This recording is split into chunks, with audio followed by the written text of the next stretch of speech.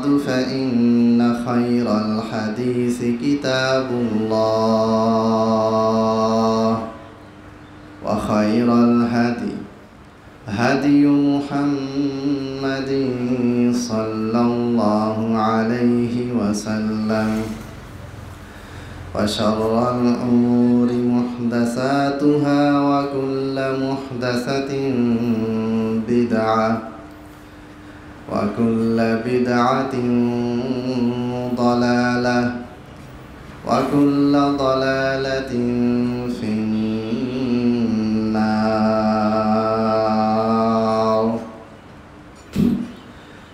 أعوذ بالله من الشيطان الرجيم. بسم الله الرحمن الرحيم. يا أيها الذين آمنوا اتقوا الله حق تقاته ولا تموتن إلا وأنتم مسلمون. يا أيها الناس اتقوا ربكم الذي خلقكم من نفس واحدة وخلق منها زوجها وبث منهما رجالا كثيرا ونساء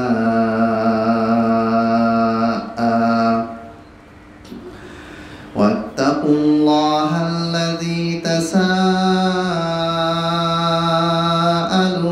به والأرحام إن الله كان عليكم رقيبا. يا أيها الذين آمنوا اتقوا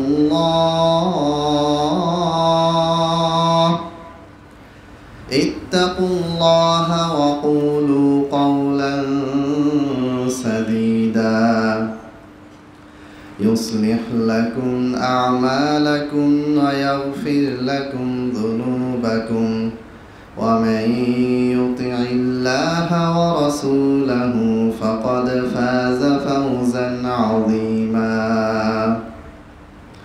وقال النبي صلى الله عليه وسلم انصر أخاك ظالما أو مظلوما. সমস্ত প্রশংসা মহান আল্লাহ রব্বুল আলামিনের জন্য।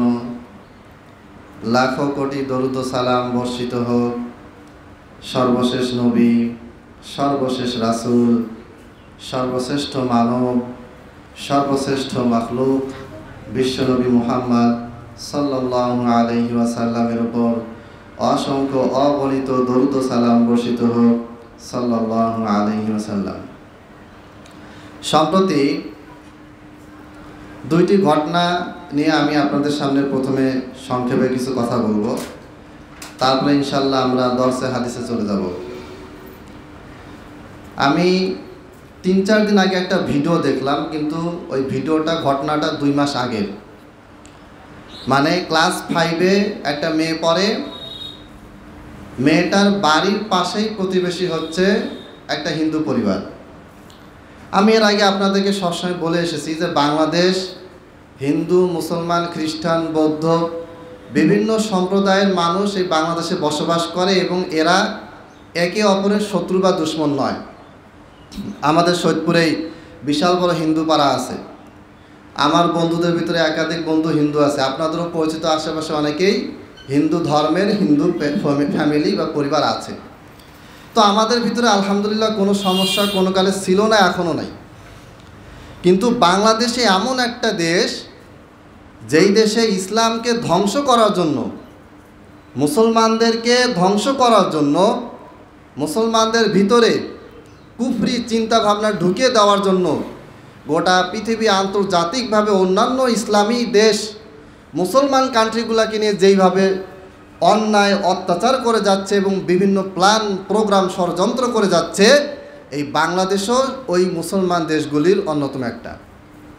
অর্থাৎ এই যে বাংলাদেশে আমরা মুসলমানরা যে ভালো আছি, আমরা হিন্দুদের সাথে লড়াই করি না, মারামারি করি না, হিন্দুদের যখন পূজা হয় তখন আমরা গিয়ে বাধা দেই না, আমাদের উৎসবে তারা এসে বাধা দেয় না, এই যে বাংলাদেশে বিভিন্ন ধর্মের যে একটা সম্প্রীতি, ভালো একটা সম্পর্ক আছে, এইটাকে নষ্ট করে দিয়ে বাংলাদেশের মানুষকে, বাংলাদেশের মুসলমানদেরকে কিভাবে জঙ্গি বানানো যায়, কিভাবে এই দেশটাকে দখল করা যায়, কিভাবে আন্তর্জাতিক মিডিয়ার মাধ্যমে বাংলাদেশের বিরুদ্ধে অপপ্রচার চালিয়ে এই দেশটাকে কিভাবে করায়ত্ত করা যায়, কিভাবে এটাকে দখল করে নেওয়া যায়, তার প্রচেষ্টা দীর্ঘদিন ধরে চলে আসছে। 1972 সালে আমেরিকার একটা আন্তর্জাতিক মানের একটা খ্রিস্টান মিশনারিদের একটা বিশাল বড় সম্মেলন হয়েছে। আপনার 1972, তারপর 1978 বিভিন্ন সালে এটা হয়েছে।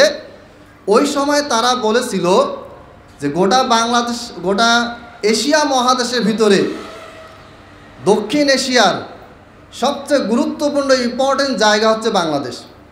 কারণ এই বাংলাদেশের 90% মানুষই মুসলমান, নামে মুসলমান হোক আর যাই হোক, ওরা মুসলমান বলতে সবাইকে বুঝে।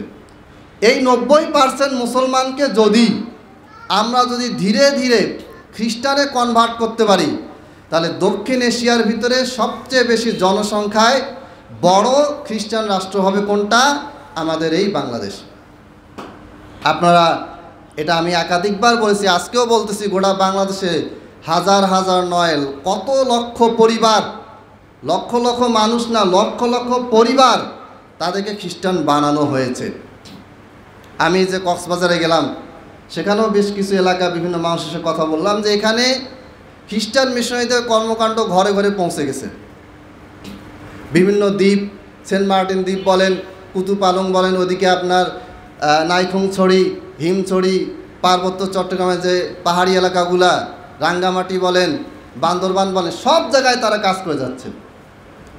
বাংলাদেশের যেই জায়গাতে বেশি দারিদ্র, লালমনিরহাট, কুড়িগ্রাম, এরপর রংপুরে গঙ্গাচড়া সহ যেগুলো জায়গাতে বেশি দারিদ্র, সেগুলি জায়গাতে তারা টাকা পয়সা দিয়ে বিভ্রান্ত করে মুসলমানদেরকে খ্রিস্টান বানাচ্ছেন। আমি একটা এলাকায় 3-4 বছর আগে গেছিলাম, তো সেখানে কিছু সাঁওতাল পরিবার দেখেছিলাম নওগাঁর দিকে। পরবর্তীতে আমি গিয়ে দেখি যে ওখানে ওই বাড়িগুলো বিশাল বিশাল বিল্ডিং হয়ে গেছে। কীভাবে? সাঁওতাল পরিবারগুলোকে খ্রিস্টান মিশনারিরা কী করছে, টাকা পয়সা দিয়ে খ্রিস্টান বানাই দিছে, তাদেরকে বাড়ি করে দিছে, গাড়ি করে দিছে, থাকা খাওয়ার সব ব্যবস্থা করে দিয়েছে। তাহলে এটা কেন করা হচ্ছে? আমাদের প্রত্যেকটা আলেমকে মসজিদে খুতবায় এই বিষয়গুলো আলোচনা করা দরকার। তাহলে এটা গেল খ্রিস্টান মিশনারিদের একটা অপপ্রচার। আর ভারত থেকে বিভিন্ন রকমের ইসকন সদস্য বলেন, বিভিন্ন উগ্রবাদী হিন্দু সংগঠন, যেভাবে মুসলমানদের ভিতরে সন্ত্রাসী আছে, হিন্দুদের ভিতরেও কিছু সন্ত্রাসী আছে, খ্রিস্টানদের ভিতরেও আছে, ইহুদিদের ভিতরেও আছে, প্রত্যেকটা ধর্মের ভিতরে আছে। অতএব দয়া করে কেউ ভুল বুঝবেন না যে আমি কোনো একটা ধর্মকে বা কোনো একটা সম্প্রদায়কে ইঙ্গিত করে বলতেছি না। আমি বলতেছি কিছু মানুষের কথা যারা নিজেদেরকে হিন্দু বলে কিন্তু হিন্দু ধর্মের সাথে কোনো সম্পর্ক নাই। এরা নিজেদেরকে ইসকন সদস্য বলে, হাতে সবসময় লাল রঙের কি বলে যেন পৈতা বা কী বলে এটা পরে থাকে। তারা স্পষ্টভাবে ভিডিও ছেড়েছে যে ঘর ওয়াপাসি, আবার ঘরে ফিরে নিয়ে যেতে হবে। কি সেটা হচ্ছে তাদের বক্তব্য হচ্ছে যে ভারতবর্ষ, পাকিস্তান হোক আর এই বাংলাদেশ হোক, ভারতবর্ষ বলতে বিশাল বড় যে এরিয়া, এই এরিয়াতে মুসলমানরা বাইরে থেকে এসেছে। এরা বাইরে থেকে এসে সন্ত্রাসী কর্মকাণ্ড করে এখানকার আমাদের পূর্বপুরুষ, আমাদের যে হিন্দু ধর্মের যে বড় বড় ব্যক্তিরা ছিল, তাদের সাথে তারা অন্যায়ভাবে লড়াই করে সাধারণ হিন্দুদেরকে তারা মুসলমান বানিয়েছে। আমাদেরকে আবার পুনরায় এই মুসলমানদেরকে ঘরে ফিরে নিয়ে যেতে হবে। আর মুসলমানদেরকে আবার ঘরে ফিরে নেওয়া মানে হচ্ছে আবার তাদেরকে কি বানাতে হবে?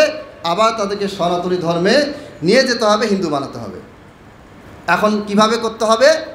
এটার জন্য তারা সুন্দর করে প্ল্যান প্রোগ্রাম করেছে। সেটা হচ্ছে সর্বপ্রথম মুসলমান মেয়েদেরকে টার্গেট করো। একটা জাতি বা একটা ধর্ম বা একটা দেশ, একটা সম্প্রদায়, এইটাকে যদি আপনি ধ্বংস করতে চান, সর্বপ্রথম সেই ধর্মের, সেই সম্প্রদায়ের, সেই দেশের, সেই গোত্রের, সেই এলাকার মেয়েদেরকে ধ্বংস করেন, সব ধ্বংস হয়ে যাবে। কথা ঠিক। কোনো জাতির ভিতরে যদি মেয়েদেরকে যদি অন্যায় কাজে নিয়ে যাওয়া হয়, এই মেয়েদেরকে দিয়েই গোটা জাতিকে ধ্বংস করে দেওয়া সম্ভব। কারণ মেয়েরাই হচ্ছে প্রধান, এই মেয়েদেরকে দিয়ে অনেক কিছু হয়। এরপরে কি করা হলো? ভাগোয়া, লাভ, ট্র্যাপ, বিভিন্ন কলেজে, ভার্সিটিতে, বিশ্ববিদ্যালয়ে এরা প্ল্যান করে বিভিন্ন চক্রে তারা কি হয়েছে, বিভিন্ন সংগঠনে তারা জড়িত হয়ে তারা এই কাজগুলি করে যাচ্ছে। মূল ঘটনায় আসি। ঘটনাটা কি? ক্লাস 5-এর 5 বছর একটা মেয়ে, ক্লাস 5-এর মেয়ে, বয়স 8-9 এরকম বছর হবে। এই মেয়েটা তার বাড়ির পাশের একজন হিন্দু ছেলে, তার পরিবারের সহযোগিতায়, নিজের বন্ধু আরও যারা হিন্দু ছিল তাদের সহযোগিতায় এই মেয়েটাকে তুলে নিয়ে যায় প্রায় 4-5 দিন তাকে আটকে রেখে ধর্ষণ তো করছে, এগুলোর ভিডিও করে পরবর্তীতে তাকে ব্ল্যাকমেল করা হচ্ছে। মেয়েটা কোন ক্লাসে পড়ে? ক্লাস 5-এ। কোথায় পড়ে? মাদ্রাসায় পড়ে। তাহলে এটা কি মেন উদ্দেশ্য ছিল? উদ্দেশ্য ছিল যে এইভাবে করে মুসলমান মেয়েদেরকে টার্গেট করে তাদের সাথে শারীরিক সম্পর্ক করে তাদেরকে বন্ধুত্বের কথা বলে, তাদের সাথে মানে বিয়ের কথা বলে। অনেক হিন্দু আবার গিয়ে বলে যে আপু আমি তো মুসলমান হতে চাই, আপনি আমাকে একটু ইসলাম ধর্ম সঙ্গে শিখান। কেন? তুই ইসলাম শিখবি তো তুই মসজিদে যা, মাদ্রাসায় যা, আলেমদের কাছে যা। যেই মেয়েটা নিজে ইসলাম বোঝে না ওর কাছে গিয়ে তুই ইসলাম শিখতে চাস মানে কি? মানে হচ্ছে তাকে কি করা? কনভিন্স করা, তাকে ইনফ্লুয়েন্স করা যে আমি তো হিন্দু, ঠিক আছে, আমি মুসলমান হতে চাই, আমাকে তুমি সাহায্য করো। আর এই সাহায্য করতে গিয়ে এই মেয়েটাই পড়ে যায় কিসে? ফাঁদে পড়ে যায়। এবং বাংলাদেশে যাবৎ যতগুলি রিপোর্ট এসেছে, মানে রিপোর্টে তো 6-7 হাজার দেখানো হয়েছে, সংখ্যা বেশি হবে, প্রায় 10,000-এরও বেশি মুসলিম নারী তাদেরকে ভারতে পাচার করা হয়েছে, ভারতের যৌন পল্লীগুলিতে তাদেরকে পাচার করা হয়েছে। তো এই ঘটনাগুলো তো ঘটে যাচ্ছে দীর্ঘদিন ধরে। এই ঘটনাগুলি একদিনে ঘটে নাই। এই ঘটনাগুলি সেই 1947-এর দেশভাগ বলেন, সেই ব্রিটিশ আমল, তারও আগে যে মোগল সাম্রাজ্য এসেছে, তার আগে যে আফগান সাম্রাজ্য এসেছে, তার আগে যে মোহাম্মদ বিন কাসিম এসেছে, যত সময় মুসলমানদের এই জায়গায় পা দিয়েছে, যখন থেকে মুসলমানরা এখানে আসে তখন থেকেই মুসলমানদের বিরুদ্ধে এই ষড়যন্ত্র চলতেছে এবং চলতে থাকতেছে এবং চলতে থাকবে। কিন্তু এখানে আমাদের সতর্কতা কোথায়? মানে ও অন্যের ঘরের মেয়েকে ধরে নিয়ে যে পাচার করছে কোনো সমস্যা নাই, আমার মেয়ে তো ভালো আছে, এইটাই কি মুসলমানদের চিন্তা ভাবনা হওয়া উচিত? না, এখানে আমাদের সবাইকে একজোট হয়ে কি করতে হবে? এটা প্রতিবাদ করতে হবে। যেই মেয়েটাকে ধরে নিয়ে যাওয়া হয়েছিল ক্লাস 5-এর মেয়ে, এই মেয়েটা 2 মাস হয়ে গেছে, এখনও সে বিছানা থেকে দাঁড়াতে পারে না। গত সপ্তাহে বাংলাদেশের একজন আলেম মৌলানা আতাউর রহমান বিক্রমপুরী হাফিজাহুল্লাহ, ইনি কী করেন? তার ওই টিম নিয়ে এই ধরনের ঘটনাগুলো ইনভেস্টিগেট করেন, ওসির সাথে যোগাযোগ করেন, বিভিন্ন সাথে যোগাযোগ করে যারা অপরাধী তাদেরকে তিনি ধরিয়ে দেন। গতকালকে বা পরশুদিন এই মেয়েটাকে যা ধর্ষণ করছে এবং যারা জড়িত ছিল তাদেরকে পুলিশ গ্রেপ্তার করেছে। করার পরে সিআইডি থেকে এই হুজুরকে ফোন দেওয়া হয়েছে। ফোন দিয়ে বলতেছে যে ভাই আপনি বলছেন নাকি যে ক্লাস 5-এ একটা মেয়েকে ধর্ষণ করা হয়েছে। কই, আমরা তো কিছু জানি না, আমরা তো মিডিয়ার লোক। তখন এই আলেম তিনি বললেন যে আপনি কোন মিডিয়ায় কাজ করেন? উনি বলতেছেন যে আমি অনলাইনে বিভিন্ন মিডিয়াতে কাজ করি। তো হচ্ছে যে আপনি মিডিয়াতে যদি কাজ করেন তাহলে আমার ফোনে আপনার এসবি কেন লেখা উঠছে? এসবি মানে এটা হচ্ছে গোয়েন্দা সংস্থার, অর্থাৎ গোয়েন্দা সংস্থা যে সরকারি নাম্বার, ওই নাম্বার থেকে গোয়েন্দা পুলিশ ফোন দিছে। ফোন দিয়ে বলতেছে যে আমি বিভিন্ন অনলাইন পোর্টালে কাজ করি। ভাবছে যে হুজুরও তো গাধা হয়, মানে এই হুজুরও গাধা। সব হুজুর তো গাধা হয় না, চালুও আছে। সব সেকশনে কিছু চালু মানুষ থাকে। আমি গাধা হইলে হইতে পারি, কিন্তু তাই বলে যে আমার আশেপাশে সব হুজুরেই গাধা, এটা ভুল কথা। উনি পরে বললেন যে আপনি গোয়েন্দা পুলিশের লোক, আপনার নামটা না বলে আপনি কেন মিথ্যা কথা বললেন? পরে সে স্বীকার করলো যে আমরা গোয়েন্দা বিভাগে কাজ করি, কিন্তু আমাদেরকে কি করা হয়? প্রেশার দেওয়া হয় আমরা যেন কোনো মিডিয়াকে এই ঘটনাগুলোকে যেন কভারেজ করতে না দেই, প্রকাশ করতে না দেই। তার মানে যে বাংলাদেশে একজন মুসলমান মসজিদে সে যদি কোনো একটা অপকর্ম করে, অপকর্ম করছে কি করে নাই পরে কথা, দাড়ি টুপিওয়ালা যদি হয় তার বিরুদ্ধে মিডিয়া একেবারে উঠে পড়ে লেগে যায়। একেবারে কই সৈয়দপুরে কাজীপাড়ায় কোন হুজুর কী করছে এটা আন্তর্জাতিক মিডিয়াতে পর্যন্ত খবর পৌঁছে যাবে, 1 ঘন্টাও লাগবে না, 1 মিনিটেই। আর এইভাবে ভাগোয়া লাভ ট্রাপের মাধ্যমে হাজার হাজার মুসলমান মেয়েকে ঘর থেকে বের করে এনে যেই মেয়েদেরকে তারা কাবু করতে পারে না তাদেরকে তারা ব্ল্যাক ম্যাজিকের মাধ্যমে হিন্দু বানাচ্ছে, এরপর তাদেরকে ভারতে যৌনপল্লীতে পাচার করে যাচ্ছে। এই ঘটনাগুলি অহরহ ঘটতেছে। রংপুর থেকে লালমনিরহাট পোর্টটাকে ভারতের অংশ বলে ছেলেপেলেরা ঘোষণা দিয়ে ভিডিও বানাচ্ছে। এরপরে বান্দরবানে রাঙ্গামাটিতে পাহাড়ি অঞ্চলে তারা গিয়ে বলেছে এইখানে কেউ যদি কোনো মুসলমান আসে, কোনো মসজিদ যদি তৈরি হয়, কোনো কালেমার পতাকা যদি কেউ উঠায় তাদেরকে আমরা জবাই করব, এই রকম ভিডিও তারা প্রকাশ্যে দিচ্ছে। কিন্তু আমাদের না প্রশাসনে কোনো দায় দায়িত্ব আছে, না আমরা জনগণ সচেতন হচ্ছি। ওদের এত সাহস কোত্থেকে আসে? আমরা আগেই বলেছি যে বাংলাদেশ এমন একটা দেশ যেই দেশে মুসলমানের সংখ্যা বেশি হলেও কোনো মুসলমান কখনোই, সাধারণ মানুষ যারা আমরা আছি, আমরা কখনোই অন্য কোনো ধর্মের উপরে কখনোই টর্চার করি না। এটা করাটাকে আমরা জায়েজ বা বৈধ মনে করি না। সেই দেশে মুসলমানরাই অন্য ধর্মের লোক দ্বারা নির্যাতিত হচ্ছে, কারণটা কি? কারণ ইন্টারন্যাশনাল চক্র জড়িয়ে আছে। এই চক্র আমাদেরকে শান্তিতে থাকতে দিবে না। এই চক্র আপনাকে আমাকে ধ্বংস করেই ছাড়বে, ধ্বংস করেছে অলরেডি।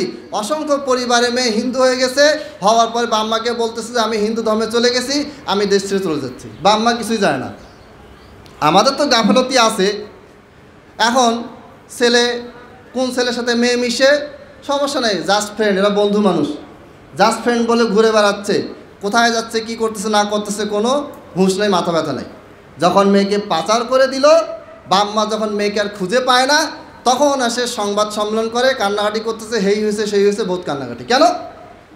তোমার মেয়েকে তুমি কি কারণে অবৈধভাবে আর দেশের মিশতে দিলা, যেখানে তাকানোই নিষেধ। একটা মেয়ে কখনো একটা ছেলের দিকে তাকাবে না, একটা ছেলে কখনো একটা মেয়ের দিকে তাকাবে না।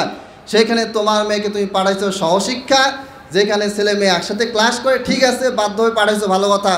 সে কার সাথে মিশে, কোথায় প্রাইভেট পড়তে যায়, কোন টিচারের কাছে পড়ে, কি করে না করে, কোনো কিছু খোঁজ নেয় না। হাতে দিয়ে দিয়েছে একটা ফোন, বাস এসএসসিতে ভালো রেজাল্ট করছে, বাম্মা খুশি হয়ে মেয়েকে ফোন কিনে দিল, ছেলেকে ফোন কিনে দিল। এরপরে ছেলে মেয়ে কোথায় যাচ্ছে, কি করে, সারা রাত মোবাইলে কি দেখে, কোনো খোঁজ খবর বাম্মার নেই। আর যখন এই সন্তান অন্য মেয়েকে নিয়ে পালায় গেল, অথবা এই মেয়েটাকে যখন অন্য কেউ এসে নিয়ে চলে গেল, কোথাও পাচার করে দিল, তখন এরা আসে দুনিয়ার কথাবার্তা, হ্যান ত্যান, এত কিছু করলাম, এদের পিছনে এত টাকা খরচ করলাম, এই করলাম সেই করলাম, আর এরা আমার সন্তানেরা আমার মুখে চুনকালি দিয়ে চলে গেল। তো চুনকালি দেওয়ার ব্যবস্থা তো আমরাই করছি। ইসলাম যেই বিধান দিয়েছে সেই বিধানটা যদি আমরা শুরু থেকে পালন করতাম তাহলে এখন এই অবস্থা তৈরি হতো না। তার মানে এই যে আমাদের চারপাশে এত বিপদ, এত প্রবলেম, এত সমস্যা বাড়তেছে, এর একটাই মেইন কারণ যে আমাদের ভিতরে কি নাই, আল্লাহর প্রতি ভালোবাসা, রাসূল সাল্লাল্লাহু আলাইহি ওয়াসাল্লামের প্রতি ভালোবাসা, আল্লাহর প্রতি ভয়, তাকওয়া, পরেশগারিতা, এটা নাই। যেই দুর্গের ভিতরে আপনি মজবুত থাকবেন, সেই দুর্গের ওয়ালটাই যদি, দেওয়ালটাই যদি আপনি আগে ভেঙে দেন, তাহলে চারপাশ থেকে আপনার ঘরে কি হবে, আক্রমণ হবে। কুকুর ঢুকবে, বিড়াল ঢুকবে, শিয়াল ঢুকবে, মানুষ আসে, ডাকাত আসবে, চোর আসবে, সব সমস্যা কি হবে, আসতে থাকবে। আর আপনি দুর্গ মজবুত করেন, আপনার ইমানি তাকওয়া, পরেশগারিতার ওয়াল, দেয়ালকে, প্রাচীরকে মজবুতভাবে, সীসা ঢালা প্রাচীরের চাইতেও বেশি মজবুতভাবে আপনি কি করেন, তৈরি করেন, আপনার ইমানি দুর্গকে আপনি মজবুত করেন, দেখবেন যে এই ধরনের সমস্যা থেকে আমি বেঁচে থাকব। সম্মানিত উপস্থিতি, এই বিষয়গুলি আমি প্রায় বলি, সবসময় বলি, আজকেও বলতেছি, আমি যদি সজাগ না হই তাহলে এই সমস্যাগুলি থেকে বাঁচার কোনো উপায় থাকবে না। আমরা প্রশাসনকে দোষ দিই, কিন্তু মনে রাখবেন এই প্রশাসনের চাইতে আরও বড় শক্তিশালী প্রশাসন হচ্ছে ইন্টারন্যাশনাল প্রশাসন। তাদের সামনে আমাদের প্রশাসন টিকতে পারবে না। কিন্তু আমরা বাংলাদেশের মুসলমানরা যদি একজোট হয়ে এই সমস্ত অন্যায় প্রতিবাদ করি, সবাইকে এক জায়গায় থেকে করতে হবে তা না, নিজ নিজ অবস্থান থেকে যদি এই ভাগোয়া লাভট্রাপ খ্রিস্টান মিশনারি এই ধরনের যত এরপরে এদের সাথে আবার ইসলাম বিদ্বেষী নাস্তিকরা যোগ হয়েছে, এদের ব্যাপারে যদি আমরা সচেতন থাকি, আমরা যদি আমাদের সন্তান সন্ততিদেরকে এদের হাত থেকে দূরে রাখি, তাহলে ইনশাআল্লাহ আমরা এই বিপদ থেকে অনেকটাই রক্ষা পাব। সম্মানিত উপস্থিতি, এবার আসি আমরা দর্সে হাদিসের দিকে। আজকে আমরা একটু আগেই 5 মিনিট আগেই জামাত শুরু করবো ইনশাআল্লাহ, কারণ আমাদের সালাতের পরে মিটিং আছে। ইমাম বুখারী রাহিমাহুল্লাহর কয়েকটি হাদিস ধারাবাহিকভাবে পর্ব আমরা দিয়েছি। আজকে আমরা আলোচনা করব 68 নম্বর হাদিস, ইসলামিক ফাউন্ডেশন নাম্বার আর তাওহীদ পাবলিশার নাম্বারে একটু কম বেশি থাকে। ইসলামিক ফাউন্ডেশন নাম্বার হচ্ছে 69 নম্বর হাদিস। ইমাম বুখারী রাহিমাহুল্লাহ তিনি একটি হাদিস এনেছেন, হাদিসের উপরে তিনি অনুচ্ছেদ দিয়েছেন যে মানুষের জন্য দিনকে সহজ করা। এই হাদিসটা তিনি পুরো বুখারীতে বেশ কয়েকবার নিয়ে এসেছেন, এবং এটা আমাদের যারা দায়ী, আমরা যারা দাওয়াত দেই, আমরা যারা খুতবা দেই, আমরা যারা ইমামতি করি, এবং আমরা যারা বিভিন্ন দায়িত্বশীল মসজিদে আছি, মাদ্রাসায় পড়াই, স্কুলে পড়াই বা ব্যবসা প্রতিষ্ঠান চালাই, আমাদের জন্য এই হাদিসটা জানা খুবই জরুরি। কি সেটা? আব্দুল্লাহ বিন মাসউদ রাদিয়াল্লাহু তাআলা আনহু, বিখ্যাত সাহাবী, তিনি বর্ণনা করেছেন, এবং আনাস বিন মালিকও একাধিক সাহাবী এটা বর্ণনা করেছেন যে আনিন নবী সাল্লাল্লাহু আলাইহি ওয়াসাল্লাম, আনাস বিন মালিক রাদিয়াল্লাহু তাআলা আনহু থেকে বর্ণিত, আল্লাহর নবী সাল্লাল্লাহু আলাইহি ওয়াসাল্লাম বলেছেন, ইয়াসসিরু, তোমরা সহজ করো, ওয়ালা তুআসসিরু, তোমরা মানুষের জন্য কঠিন করো না, বাশশিরু, মানুষকে সুসংবাদ দিয়ে নিয়ে আসো, ওয়ালা তুনাফিরু, মানুষের ভিতরে ঘৃণা বিদ্বেষ ছড়িয়ে তাদেরকে দূরে ঠেলে দিও না। কি বোঝালো হইলো এখানে? এই হাদিসটা এমন একটা হাদিস যে এই একটা হাদিসকে যদি আমরা ফলো করি, তাহলে আমাদের ভিতরে 90% মারামারি সংঘাত কমে যাবে। কিছুদিন আগে এক ভাই রংপুরে থাকে, এই মসজিদও বেশ কয়েকদিন এসেছিল। তো তারা একটা মসজিদে সালাত পড়েছে, জোরে আমিন বলেছে, হাত বুকে হাত বেঁধেছে, মসজিদে বের করে দিছে। বের করে দেওয়ার পরে তারপরে তাদেরকে প্রেশার দেওয়া হয়েছে যে ওদেরকে এখন থেকে রেগুলার এই মসজিদে নামাজ পড়তে হবে, কিন্তু আমরা যেভাবে বাপদাদার মাধ্যমে পড়ে আসতেছি, যে সিস্টেমে পড়ে আসতেছি, এইভাবে পড়তে হবে, অন্য কোথাও তাদের নামাজ পাওয়া যাবে না। মানে এখানে আসতে হবে, বাধ্য হয়ে নামাজ পড়তে হবে, তাদের দেখানো পদ্ধতিতে পড়তে হবে, এবং এইখানেই পড়তে হবে। এটা কি হলো? এটা হচ্ছে এই হাদিসের পরিপূর্ণ খেলাফ হয়ে গেল। হাদিসে বলেছে ইয়াসসিরু, সহজ করো, ওয়ালা তুআসসিরু, তোমরা কঠিন করো না। আর এখানে আমি কি করলাম? আমার চিন্তা ভাবনা, আমার যে ধর্মীয় শিক্ষা, আমার যে জ্ঞান, এইটাকে আমি কি করলাম? আপনার উপরে ক্ষমতা দেখায় জোর করে চাপাই দিলাম। এর বিপরীতে আপনি খ্রিস্টান মিশনারিদেরকে দেখেন, তারা যতই আপনাকে কাফের মুশরিক বানাক না কেন, তাদের যদি পদ্ধতি আপনি দেখেন, আপনার মাথা নষ্ট হয়ে যাবে। কি পদ্ধতি? একটা উদাহরণ দেয়, অনেক উদাহরণ, সময় কম। আমার ওয়াইফের, আমার 2টা ছেলে, তো আমি তো নর্মালি মুসলমানদের ক্লিনিকে পাঠাবো, এবং মহিলা গাইনি যেখানে আছে সেখানেই পাঠাবো, স্বাভাবিক, এটা আমার চিন্তাভাবনা ছিল। কিন্তু আমি সিজার করাবো না, একেবারে কঠিন পরিস্থিতি না পড়লে সিজার করাবো না, মানে সর্বশেষ সব চেষ্টা ব্যর্থ হলে সিজার, তার আগে সিজার না। এখানে সৈয়দপুরে এক জায়গায় নিয়ে গেলাম, তোরা প্রথমেই বললো যে অবস্থা ভালো না, সিজার করাতে হবে। আরেক জায়গায় নিয়ে গেলাম, না সিজার ছাড়া হবে না। পরে কি করলাম? দেখেন, মুসলমান ক্লিনিক, তারা এই আচরণটা করলো। পরে কি করলাম? আমার সময় কম, আমি চলে গেছি, আমার শাশুড়িকে দিয়ে পাড়া দিলাম ল্যাম্প হসপিটালে। ল্যাম্প হসপিটাল কাদের তৈরি জানেন? এটা খ্রিস্টানদের। তারা এখানে হসপিটাল করেছে শুধুমাত্র আপনাকে আমাকে সেবা দেওয়ার জন্য না, তারা তাদের ধর্মীয় সেবাও দেয়, সব সেবাই দেয়, ধর্মীয় সেবাও দেয়। কীভাবে দেয় বলতেছি। ল্যাম্প হসপিটালে গেল, সেখানে যাওয়ার 6 ঘন্টা পরেই নর্মাল ডেলিভারি হয়ে গেল। এখন দেখেন যে বাহ্যিকভাবে কি মনে হচ্ছে, মাত্র 1600 টাকা খরচ হয়েছে, আর এইখানে ক্লিনিকে সব মিলে হিসাব টিসাব দিয়ে 20,000 প্লাস 15,000 প্লাস টাকা ওরা আগে হিসাব দিয়ে দিল।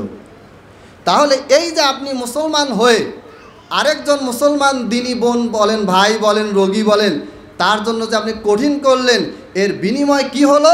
সে আপনার কাছ থেকে চলে গেল তাদের কাছে গেল যারা আমাদের চিরদুশ্মন, যারা প্ল্যান করে হসপিটাল করেছে, স্কুল করেছে, মাদ্রাসা করেছে এবং তারা সেখানে ইসলামিক পরিবেশ দিয়ে সহজভাবে সুন্দরভাবে সব কিছু তারা আপনার জন্য পরিবেশ এনভায়রনমেন্ট তৈরি করে দিয়ে আস্তে আস্তে আপনাকে কোথায় নিয়ে যাচ্ছে? খ্রিস্টান ভারতে নিয়ে যাচ্ছে।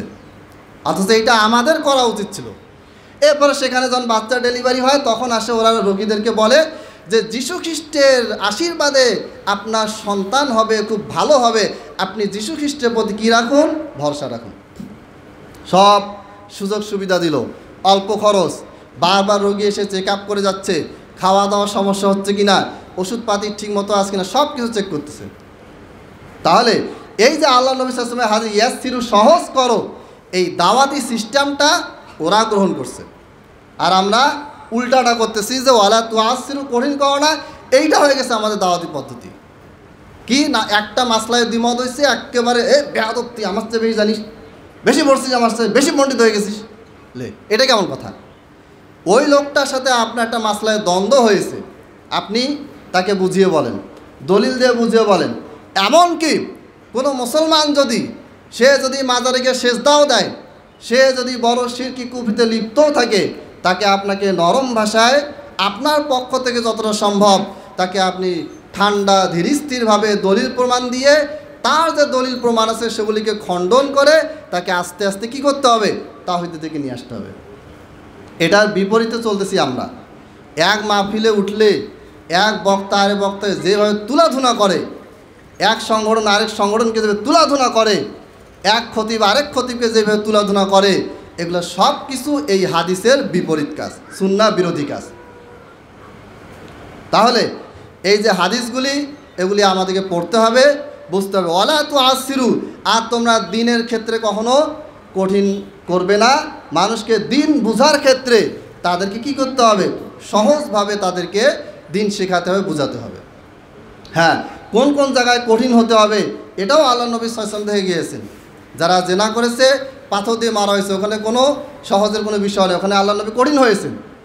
যেখানে কঠিন হতে হবে ওখানে কঠিন হতে হবে, যেখানে সহজ করতে বলা হয়েছে সেখানে আপনাকে কী করতে হবে? সহজ করতে হবে। এটা হচ্ছে হিকমা, এটা হচ্ছে সুন্নাহ, এটা হচ্ছে আল্লাহ নবী সাল্লাল্লাহু আলাইহি ওয়াসাল্লামের তরিকা। এরপর বাশশিরু, মানুষকে সুসংবাদ দিয়ে নিয়ে আসো, ইসলামের দিকে নিয়ে আসো, সুসংবাদ দাও, জান্নাতের সুসংবাদ দেখাও, আল্লাহর ভয় দেখাও। এই ফজিলত, বিভিন্ন কাজ, কোন কাজে কি ফজিলত আছে এগুলার সুসংবাদ দাও, তাকে পরকালীন জান্নাতের চিরস্থায়ী সুখের সংবাদ দিয়ে তাকে কি করো? ইসলামের দিকে নিয়ে আসো। এটা তো ওরা করতেছে, সাইকেলে করে করে গ্রামে ঘুরে ঘুরে বেড়ায় খ্রিস্টান মিশনের লোকেরা, ঘুরে ঘুরে তারা বলে কি যীশু খ্রিস্টের প্রতি কী করো? ঈমান আনো, তাকে গডের সন্তান বলো, মানো। এই কথাগুলি তারা বিভিন্নভাবে বুঝায় স্বর্গে যাবে, এই সব কিছু বুঝায় তারা মানুষকে খ্রিস্টান বানাচ্ছে। একই কাজ, এটা আল্লাহ নবী সাল্লাল্লাহু আলাইহি ওয়াসাল্লামের হাদিস, যেইভাবে আছে ওইভাবে ওরা কাজ করতেছে, তবে ওরা মানুষকে কাফের বানাচ্ছে, এটা হচ্ছে পার্থক্য। আর আমরা নবীর উল্টা কাজ করে মানুষকে মুসলমান বানাতে চাই। আপনার আমার জবানে অবশ্যই কি থাকতে হবে? লাগাম থাকতে হবে। এরপরে ওয়ালা তুনাফিরু, পরস্পরের ভিতরে কি করিও না, এমনভাবে আচরণ করবে না যেন সে দূরে সরে যায়, যেন সে তার ভিতরে তোমার প্রতি ঘৃণা বিদ্বেষ তৈরি হয়। এটা করা যাবে না। অতীতে যদি কেউ করে থাকি ঠিক আছে, ক্ষমা চেয়ে নিতে হবে, সামনে থেকে এটা করা যাবে না। তাহলে এই হাদিসটাকে ইমাম বুখারী রাহিমাহুল্লাহ কিতাবুল ইলমে নিয়ে এসেছেন, অর্থাৎ ইলমের অধ্যায়, যেখানে এলেম সংক্রান্ত হাদিস বর্ণনা করা হয়েছে, ওইখানে এই হাদিসটা কেন আনলেন?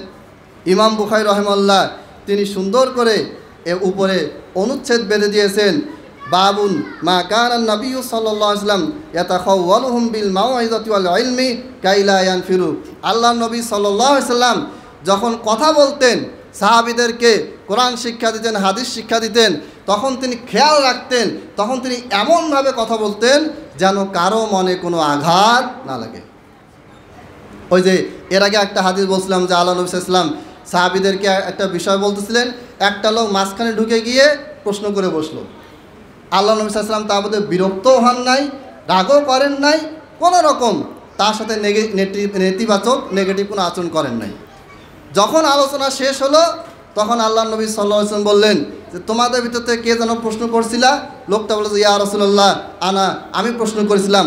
তখন আল্লাহ নবী সাল্লাল্লাহু আলাইহি ওয়াসাল্লাম বললেন, বলো তোমার প্রশ্ন। সেই লোকটা প্রশ্নটা বলল এবং আল্লাহ নবী সাল্লাল্লাহু আলাইহি ওয়াসাল্লাম কী করলেন? উত্তর দিয়ে দিলেন। এখন কথার কথা যে আমি খুতবা দিচ্ছি বা আমি আপনাদেরকে আলোচনা করতেছি, মাঝখানে একটা ঢোক লোকে বলে যে হুজুর আসসালামু আলাইকুম, একটা কথা আছে। আমি যে বেয়াদব বস, কথা বলতেছি, আমি দেখতে পাও না? তাহলে কি হবে? এইটা হয়ে যাবে হাদিসের খেলাফ। আল্লাহ নবী সাল্লাল্লাহু আলাইহি ওয়াসাল্লাম কথা বলতেছেন, ওই সময় একটা মানুষ ঢুকে মাঝখানে ইন্টারফেয়ার করলো, মাঝখানে সে একটা প্রশ্ন করলো। আল্লাহ নবী সাল্লাল্লাহু আলাইহি ওয়াসাল্লাম তার প্রতি এক বিন্দু মাত্র বিরক্ত হন নাই। তিনি কি করলেন? আলোচনা কথাবার্তা শেষ করে তারপরে বললেন যে হ্যাঁ, কে যেন আসছিল, প্রশ্ন করেছিল, বলো। এবার সে প্রশ্ন করলো, আল্লাহ নবী সাল্লাল্লাহু আলাইহি ওয়াসাল্লাম সুন্দরভাবে তাকে বুঝিয়ে দিলেন। আর একটা উদাহরণ বেশ কয়েকবার দিয়েছিলাম, সেটা হচ্ছে যে এক আরব দেশ থেকে এক বেদুইন গ্রাম এলাকা থেকে আসে খেজুর পাতার মসজিদ নববী, ভাবছে যে এটা মনে খোলামেলা জায়গা, মসজিদের এক কোণা গিয়ে পেশাব করে ফেলছে। সাহাবীরা তো খেপে গেল যে আল্লাহ, এখানে আমরা নামাজ পড়ি, আর এই লোকটা কী করে? সবাই যে তাকে ধরতে গেল, মারতে গেল। তখন নবী সাল্লাল্লাহু আলাইহি ওয়াসাল্লাম কী করলেন? নিষেধ করলেন, বললেন যে তাকে পেশাব করতে দাও, পেশাব করার পরে এখানে এক বালতি পানি ঢেলে দাও। তারপরে লোকটাকে নবী সাল্লাল্লাহু আলাইহি ওয়াসাল্লাম ডেকে বললেন যে এটা হচ্ছে আল্লাহর ঘর, এখানে জিকির আজকার হয়, সালাত হয়, এটা ওয়াশরুম বাথরুমের জায়গা নয়। তো আমরা হলে কি করতাম? অতএব এ বিষয়গুলি আমাদের খেয়াল রাখতে হবে। ইমাম বুখারী রাহিমাহুল্লাহ যে হাদিসগুলি এনেছেন, প্রত্যেকটা হাদিসের উপর তিনি যে অনুচ্ছেদ নিয়ে এসেছেন, এই প্রত্যেকটা কথা, প্রত্যেকটা কাজ আমাদেরকে পড়তে হবে, জানতে হবে। যখন থেকে আমাদের ভিতরে এলেম চর্চা কমে গেছে, তখন থেকে আমাদের ভিতরে গোমরাহ হওয়ার প্রবণতা বেড়ে গিয়েছে। আর যখন থেকে আমাদের ভিতরে মূর্খতা বেড়েছে, গোমরাহির দিকে যাওয়ার প্রবণতা বেড়েছে, তখন থেকে বিভিন্ন শক্তি, পরাশক্তির তাদের যে একটা চক্রান্ত, এই চক্রান্তের মাধ্যমে আমাদের একটা ধ্বংস, এই ধ্বংসটাও বেড়ে যাচ্ছে। আজকে দেখেন, একটা মুসলমান মেয়েকে ঘর থেকে বের করে নিয়ে যায়, তাকে দিয়ে একাধিক ফ্রেন্ড তাকে নিয়ে আজে বাজে কাজ করে, ভিডিও করে, ওটাতে ব্ল্যাকমেল করে। এটা কিভাবে সম্ভব? অথচ আগে থেকেই যদি, শুরু থেকেই যদি পরিবার যদি তার ব্যাপারে সচেতন থাকতো, পরিবার নিজেরাও যে সচেতন থাকতো, পরিপূর্ণ পর্দার মাধ্যমে এই মেয়েটাকে যে হেফাজতে রাখতো, তাহলে এই কাজ করার সুযোগ তারা পেত না। এটাই হচ্ছে আমাদের এলেম হাসিলের মূল কারণ, যে এলেম অর্জন করলে আপনি বুঝতে পারবেন যে আপনার কোন কাজটা সঠিক, কোনটা বেঠিক। আপনার মেয়েকে আপনি ছেলে টিচারের কাছে পাঠালেন, এই কাজটা হালাল না হারাম, এই জ্ঞানটা আপনার না থাকার কারণে আপনি পাঠাচ্ছেন। আপনার মেয়েকে আপনি মহিলা শিক্ষকের কাছে পাঠালেন, ম্যাডামের কাছে পাঠালেন, ছেলেকে পাঠালেন, কার কাছে পড়াতে পাঠাচ্ছেন, কে পড়াচ্ছে, কি পড়াচ্ছে, কোন ভাষায় পড়াচ্ছে, কোন প্রাইভেট সেন্টারে পড়তেছে, প্রত্যেক দিন সেখানে যায় 2 ঘন্টা করে পড়ে আসতেছে, সে কিসের প্রভাবিত হচ্ছে, তার ব্রেনে ইসলাম ঢুকতেছে নাকি ইসলাম বিরোধী কিছু ঢুকতেছে, কোনো কিছু আমি খেয়াল করি না। তার মেন কারণ যে আপনার আমার ভিতরে কোরআনের জ্ঞানই নাই। আপনার সন্তান কার কাছে গেলে পরিপূর্ণ মানুষ হবে, আমার সন্তান কার কাছে গেলে পরিপূর্ণ মানুষ হবে, এই জ্ঞান, এই বুদ্ধিটাই তো আপনার আমার নাই। তাহলে আপনার আমার সন্তান ধ্বংস হবে না তো কে ধ্বংস হবে? শয়তান তো প্রকাশ্য শত্রু, শয়তান সব সময় মানুষকে ধোঁকা দেওয়ার জন্য রেডি।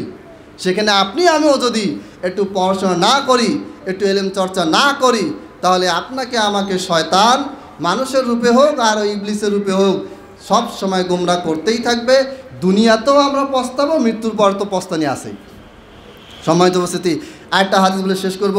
ইমাম বুখারী রাহিমাহুল্লাহ এই কিতাবুল ইলমে এলেম হাসিল করার ব্যাপারে আরেকটা হাদিস তিনি বলেছেন, বাবুন মা ইউরিদিল্লাহু বিহি খায়রান ইউফাক্কিহু ফিদ্দিন।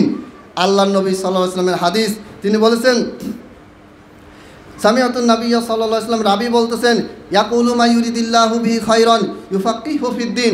আল্লাহ তাআলা যার কল্যাণ চান তাকে আল্লাহ তাআলা দ্বীনের জ্ঞান দান করেন। তা মানে কি?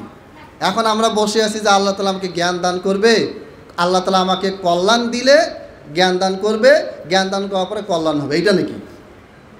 এটা হচ্ছে আপনাকে আমাকে পড়তে হবে, শিখতে হবে, জানতে হবে। এটা মানে এটা না যে আপনাকে মাদ্রাসায় ভর্তি হয়ে অনার্স মাস্টার্স করতে হবে, আরবিতে ইসলামিক স্টাডিজে মদিনায় পড়তে হবে, বা বাংলাদেশের ভার্সিটিতে ইসলামিক স্টাডিজে পড়তে হবে, এটা কিন্তু বলা হয়নি। আপনি জ্ঞান অর্জন করেন, কোরআনের জ্ঞান, হাদিসের জ্ঞান। একটা সময় কঠিন ছিল, এখন একদম ইজি। মোবাইলে আপনি কতগুলা বইয়ের অনুবাদ নেবেন, বড় বড় আলেম ওলামারা অনেক বই লিখে গেছেন। আলেম ওলামাদের বক্তব্য অনেক হাজার হাজার বক্তব্য আছে। আমরা 2 ঘন্টার মুভি দেখি, ফান ভিডিও দেখি, শর্ট রিল দেখি, এই দেখি সেই দেখি, গোটা দিনে 24টা ঘন্টার ভিতরে 5 ঘন্টা 6 ঘন্টা মোবাইল টিভিতে চলে যায়, আরও বেশি সময় যায়, কম করে বললাম। কিন্তু 2 মিনিট একটা আয়াতের অনুবাদ বের করে পড়বো, একটা হাদিস বের করে পড়বো 5 মিনিট, এইটা টাইমার হয় না। তাহলে কেমন করে আপনার আমার কল্যাণ হবে? যদি আপনি মনে করেন যে আপনার ভিতরে দ্বীনি এলেম নাই, মৌলিক জ্ঞান, কীভাবে সালাত পড়বেন, কীভাবে সিয়াম পালন করবেন, কোনটা হালাল কোনটা হারাম, কোনটা সুদ কোনটা ঘুষ, ব্যবসায় কোনটা হারাম কোনটা হালাল, এইটুকু জ্ঞান, মৌলিক জ্ঞানটার কথা বলা হচ্ছে। এখানে বড় বড় শাইখুল হাদিস আর মুফতি মুহাদ্দিস এত বড় মানে হতে হবে এটা কিন্তু বলা হয়নি। আলবানির মতন বিশাল আলেম হন এটা বলা হয়নি। এখানে আপনার মৌলিক জ্ঞানটা যদি না থাকে, আপনার ভিতরে যে মৌলিক জ্ঞান না থাকার কারণে আপনি যদি হালাল হারাম বুঝতে না পারেন, তাহলে আপনি আমি বুঝে নিব যে আমরা আল্লাহর পক্ষ থেকে এলেমটা পাই নাই, এবং এলেম না পাওয়ার কারণে যে কল্যাণ, সেই কল্যাণটা আমরা পাই নাই। এটা যে পাই নাই তার অবস্থা আমাদের সমাজের দিকে তাকালেই হয়। সমাজে যে ভাঙ্গন বিশৃঙ্খলা হচ্ছে, 1 ইঞ্চি জমির জন্য ছেলে বাপকে মারে, হাফ ইঞ্চি জায়গার জন্য ভাই বোনে মারামারি, মামলা চলতেছে বছরের পর বছর, কারণ দ্বীনি জ্ঞান নাই, তাকওয়া নাই। সম্মানিত উপস্থিতি, আল্লাহ তাআলা আমাদেরকে প্রত্যেক দিন আমাদের সমস্ত কাজের ভিতরে সবচেয়ে গুরুত্বপূর্ণ কাজ হচ্ছে সালাত পড়া, কোরআন পড়া, দ্বীনি ইলম অর্জন করা। এটাকে যেন আমরা সবচেয়ে বেশি গুরুত্বপূর্ণ মনে করি। আল্লাহ তাআলা আমাদেরকে সেই তৌফিক দান করুন, আমিন। ওয়া আখিরু দাওয়ানা আলহামদুলিল্লাহি রাব্বিল আলামিন।